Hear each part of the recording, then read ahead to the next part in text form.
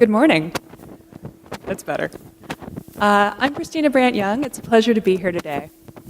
I've been attending St. Bart's since 2004 with my husband Jeremy, and we joined St. Bart's because of the radical welcome here, and because of St. Bart's mission of justice, inclusion, and service to the poor.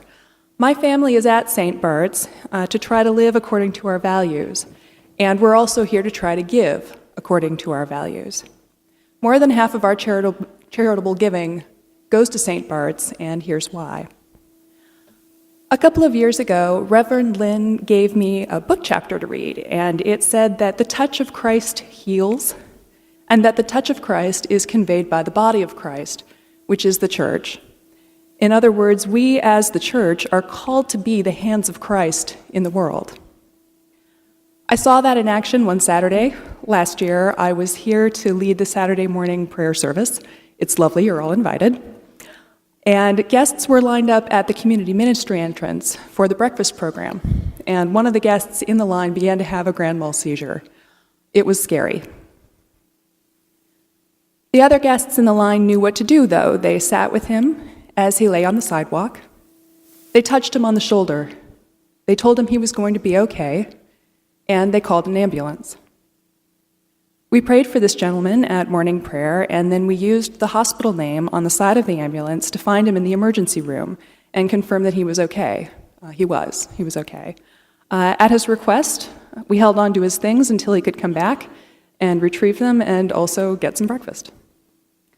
I felt on that particular day, and I hope he felt so too, that our worship and our ministry to the community were all the hands of Christ to that one man. That is how St. Bart's is set up to be.